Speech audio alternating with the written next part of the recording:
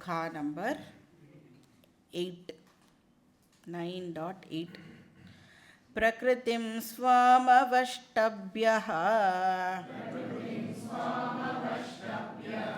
विसृजामि पुनः पुनः भूतग्राममिमं कृत्स्नम् अवशं प्रकृतेर्वशात्. ஸோ இதுவும் ஜகத் காரணம் பற்றி தான் சொல்கிறது. அகம் புனः புனः விஸ்ருஜாமி. ஸோ நமக்கே புரியும் என்ன சொல்கிறார் பகவான். புனः புனः மறுபடியும் மறுபடியும் நான் இந்த சிருஷ்டியை பண்ணுறேன். திருப்பி சிருஷ்டி எனக்குள்ளே ரிசால்வ் ஆகிறது. விஸ்ருஜாமின்னா நான் க்ரியேட் பண்ணுறேன். அப்போ இந்த சைக்கிளிக் ப்ராசஸில் இந்த வேர்ல்டு மறுபடியும் மறுபடியும் க்ரியேட் ஆகிண்டே இருக்கும். ஏன்னா வேதாந்தத்தை பொறுத்த வரைக்கும் க்ரியேஷன் அப்படிங்கிறது ஒரு சைக்கிளிக் ப்ராசஸ். இது ஒரு லீனியர் ப்ராசஸ் கிடையாது.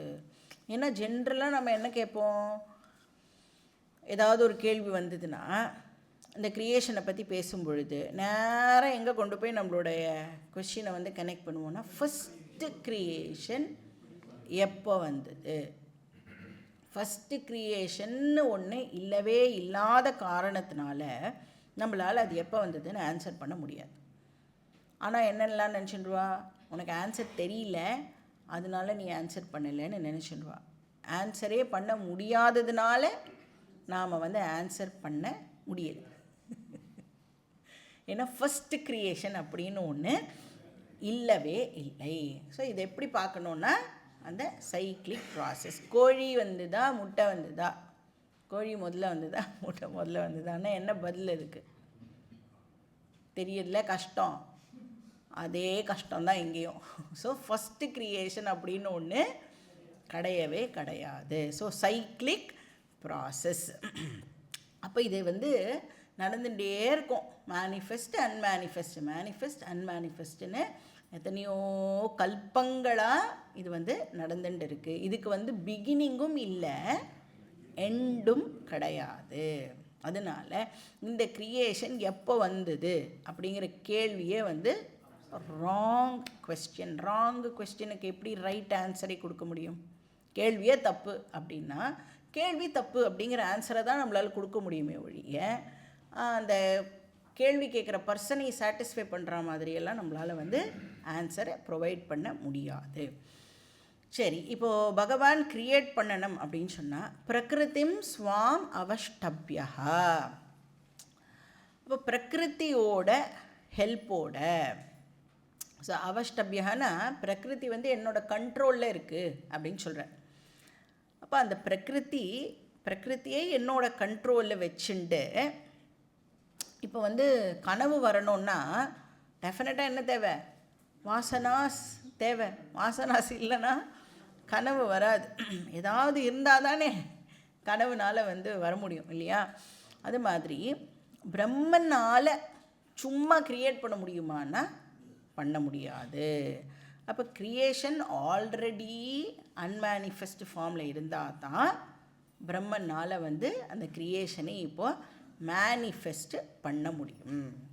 அப்போ பிரகிருத்தினால் ஒரு மாயானால் இமம் கிருத்ஸ்னம் பூத கிராமம். கிருத்ஸ்னம் அப்படின்னு சொன்னால் என்டையர், டோட்டல். இமம் கிருத்ஸ்னம் பூத கிராமம்னா இந்த entire group of things and beings. Living things non living things ரெண்டையுமே நான் க்ரியேட் பண்ணுறேன். என்டையர் பூதானியை நான் புனக புனக விஸ்ருஜாமி, மறுபடியும் மறுபடியும் நான் க்ரியேட் பண்ணுறேன். ஸோ எப்பேற்பட்ட திங்ஸை க்ரியேட் பண்ணுறார்? அவசம். அவசம் அப்படின்னா ஹெல்ப்லெஸ்ன்னு அர்த்தம். Helpless beings. அதை என்னால் ஸ்டாப் பண்ண முடியுமானா என்னால் அதை ஸ்டாப் பண்ண முடியாது அப்படின்னு இங்கே பகவான் சொல்கிறார். அப்போ இந்த பிறந்து இறந்து பிறந்து இறந்து இந்த சைக்கிள் நடந்துகிட்டே தான் இருக்கும் அப்படின்னு சொன்னால் இந்த சைக்கிள்லேருந்து எனக்கு ஏதாவது ஒரு ரெஸ்பைட் கிடைக்குமா, இதிலேருந்து நான் வந்து வெளியில் வர முடியுமா அப்படின்னா ஒரே ஒரு வழி இருக்குது. இந்த சைக்கிள்லேருந்து வெளியில் வரத்துக்கு என்ன வழி?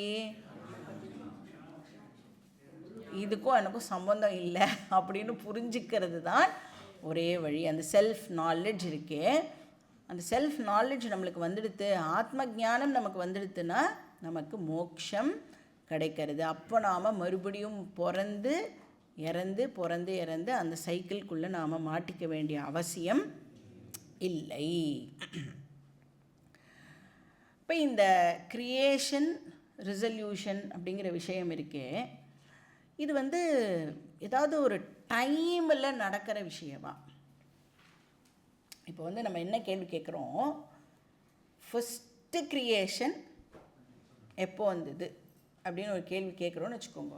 இப்போ ஃபஸ்ட்டு அப்படின்னு நம்ம வந்து மென்ஷன் பண்ணும் பொழுதே நம்ம என்ன எதிர்பார்க்குறோன்னா ஒரு டைமை வந்து நாம் இன்டைரக்டாக அந்த கேள்வி மூலமாக கேட்குறோம்.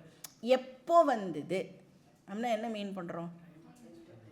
எத்தனை மணிக்கு வந்தது, ஆர் ஏதோ ஒரு நீங்கள் ஒரு கல்பம் அப்படிலாம் சொல்கிறீங்களே, அந்த மாதிரி ஏதாவது ஒரு டைமை வந்து உங்களால் வந்து சொல்ல முடியுமா அப்படின்னு கேட்டால், சாஸ்திரம் சொல்கிறது இந்த க்ரியேஷன் அப்படிங்கிற ப்ராசஸில் தான் டைமே வருதுன்னு சொல்கிறது. அப்போ டைமே க்ரியேட் ஆகுது அப்படின்னு சொன்னால் அதுக்கு முன்னாடி எப்படி நம்மளால் டைமை பற்றி பேச முடியும்? கரெக்டு தானே? அப்போது க்ரியேஷன் வரும் பொழுது தான் அந்த டைமு கூட மேனிஃபெஸ்ட் ஆகிறது. அப்போ பிரளயம் சமயத்தில் டைமும் என்ன ஆகிடுறது? அன்மேனிஃபெஸ்ட் ஃபார்முக்கு போயிடுறது. அப்போ இந்த க்ரியேஷன் ரெசல்யூஷன் அப்படிங்கிற ப்ராசஸ்ஸே டைமில் நடக்கலை அப்படிங்கிறதை நாம் அண்டர்ஸ்டாண்ட் பண்ணிக்கணும். அந்த டைமே இதுக்குள்ளே தான் இருக்குது. டைம் வெளியில் இருந்து க்ரியேஷன் ரிசல்யூஷன் நடந்ததுன்னா எத்தனை மணிக்கு, எந்த வருஷம் அப்படின்ற கேள்விலாம் கேட்கலாம். இந்த க்ரியேஷன் ரிசல்யூஷன் ப்ராசஸோட டைமும் வந்து க்ரியேட் ஆகிறது, டைமும் வந்து ரிசால்வ் ஆகிறதுனால நம்மளால் எப்போ வந்தது அப்படிங்கிற கேள்வியே இங்கே வந்து இர்ரெலவெண்ட். நம்மளால் அதுக்கு ஆன்சர் பண்ண முடியாது. மாயா கல்பித தேச கால கலனா. ஸோ புனகா இந்த ப்ராசஸ் ஆனது மறுபடியும் நடந்துட்டே இருக்கும்.